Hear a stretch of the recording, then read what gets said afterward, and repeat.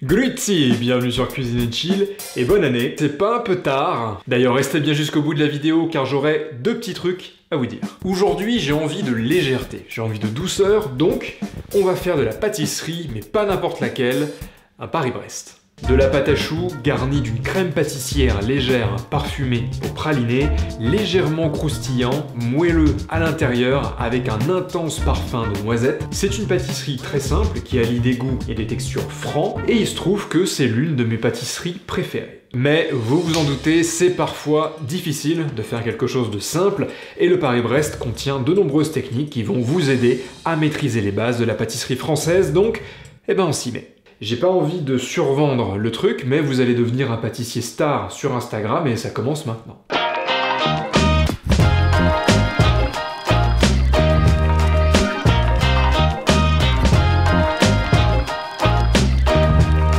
La base du Paris-Brest, c'est de la pâte à choux, c'est l'une des principales pâtes de base dans la pâtisserie, c'est celle par exemple qui vous permettra de réaliser des éclairs. Là, j'attends que le beurre fonde et que l'eau bout.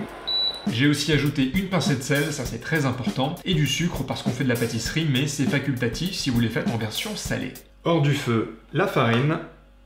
On mélange fort pour incorporer tout ça de façon homogène. Et de retour sur le feu, cette étape est très importante parce qu'elle va retirer pas mal d'humidité à la pâte, et si on le fait pas, on aura des choux qui vont retomber. Et vous savez que vous avez atteint la bonne texture quand la pâte se décolle facilement des bords et qu'elle accroche au fond et qu'elle ruine votre casserole. Non, je plaisante, ça part facilement au lavage, mais en vrai, il faut que ça accroche dans le fond. Et voici notre première technique. Enfin, c'est pas encore tout à fait une pâte à choux parce qu'il faut qu'on ajoute les œufs. Là, ça s'appelle une panade et c'est utilisé dans des recettes qui sont plus trop d'actualité de nos jours. Mais c'est pas grave parce qu'on a appris quelque chose. Ah, la lumière. Un œuf. L'œuf a été entièrement incorporé et la pâte est lisse, donc je peux en ajouter un deuxième. Ça devrait être prêt autour du quatrième œuf, donc on continue. Je dois procéder œuf par œuf et contrôler la texture à chaque fois parce qu'il y a de l'eau dans l'œuf et si j'en rajoute trop, ça va faire retomber les choux à la cuisson. Comme vous le voyez, la pâte elle retombe tout doucement dans la cuve en formant une petite vaguelette. Ça veut dire qu'elle est ni trop liquide ni trop sèche, donc qu'elle a la texture parfaite. Et ça veut aussi dire qu'on a appris notre deuxième technique, la pâte à choux. Je vais avoir besoin d'utiliser une poche à douille. Alors j'ai pris une douille ronde, de gros calibre, mais il existe d'autres types de douilles pour réaliser d'autres formes, comme par exemple les douilles cannelées. C'est elles qui donnent ces jolis tourbillons sur la chantilly. La douille à l'intérieur.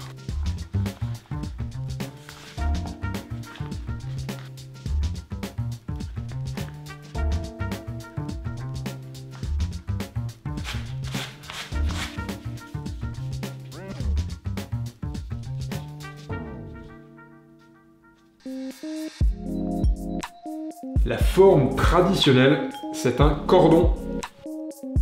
Du jaune d'œuf pour rendre la pâte plus dorée, des amandes effilées pour ajouter plus de croustillant, et voilà pour notre quatrième technique qu'on appelle coucher les choux et qui marche aussi pour les choux, pour les chouquettes et les éclairs. La cuisson de la pâte à choux, ça peut être un peu compliqué parce que ça dépend essentiellement de votre four. Il faut les cuire à une chaleur suffisamment importante pour qu'ils puissent lever sans retomber. De ma propre expérience, je trouve que 30 minutes à 180 degrés, ça donne de bons résultats.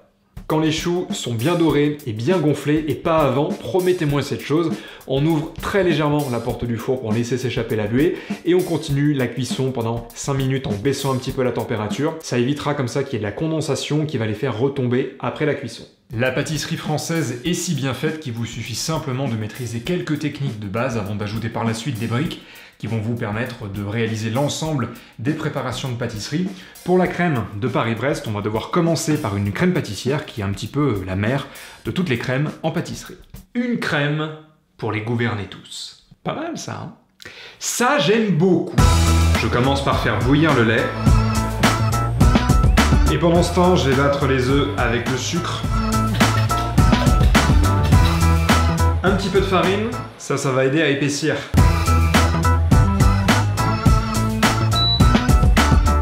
La crème va épaissir toute seule, lentement, et une fois qu'elle bout, je vais la laisser cuire 2 minutes, et ce sera bon pour notre 5e technique, la crème pâtissière. Elle est redescendue à température ambiante et comme vous pouvez le voir, elle a un peu figé. Elle est assez lourde, hein. C'est vraiment très très loin de la texture aérienne qu'on cherche dans le Paris-Brest. Donc on va devoir l'alléger et pour ça on va utiliser... Je sais que ça paraît pas du tout logique, mais faites-moi confiance. Ou plutôt faites confiance dans les livres de pâtisserie. Maintenant que le beurre est à la même température que la crème pâtissière, je peux mélanger les deux et laisser le robot tout faire tout seul. On mélange très très fort pendant 3 minutes. Ceci est une crème mousseline, c'est un dérivé de la crème pâtissière, mais c'est aussi une crème de base de la pâtisserie française, puisque à partir de maintenant, en ajoutant n'importe quel ingrédient qui va donner du goût, on va pouvoir réaliser plein d'autres crèmes. Et il ne reste plus qu'à ajouter du praliné. Alors ça pourrait être une technique en soi, ici je le prends déjà fait, mais je vous remets ici la vidéo dans laquelle on a fait du praliné maison.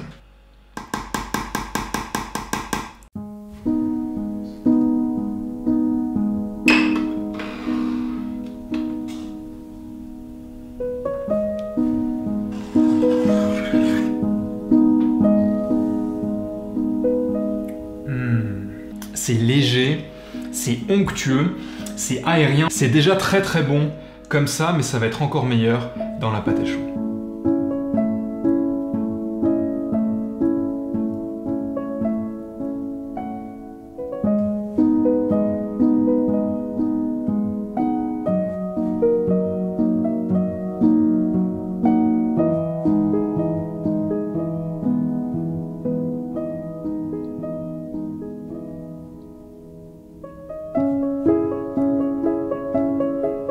Tout ce jeu de couleurs entre le blanc, le crème, le doré de la pâte à choux, le jeu de texture aussi, la pâte à choux légèrement croustillante, moelleuse, et la crème là à l'intérieur, on a vraiment l'impression qu'elle est complètement onctueuse. C'est léger, c'est moelleux, ça disparaît presque instantanément dans la bouche.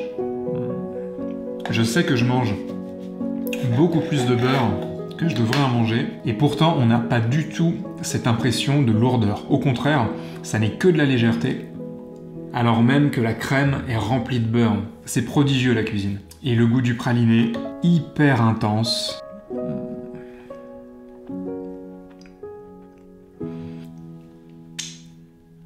Eh bien merci d'avoir regardé cette vidéo jusqu'au bout, j'espère que ça vous a plu, j'espère que vous allez avoir envie de refaire ce Paris-Brest. D'ailleurs si c'est le cas, n'hésitez pas à m'envoyer vos photos directement sur mon compte Instagram, je vous mets le lien juste ici. Et en parlant d'Instagram, j'ai épinglé une story là-bas pour vous présenter un nouveau format qu'on va mettre en place pour 2020 qui s'appelle Je fais quoi avec, qui va être un format un petit peu interactif entre vous et moi. Je vous explique tout, comment ça va fonctionner directement sur mon compte Instagram, donc n'hésitez pas à aller voir la story, à me faire aussi vos suggestions parce que je vais commencer à préparer le premier épisode très bientôt. D'ailleurs, on va aussi faire une vidéo FAQ dans les prochaines semaines sur cette chaîne, donc vous pouvez commencer à me poser toutes vos questions dans la barre de commentaires directement sous cette vidéo, j'en piocherai quelques-unes.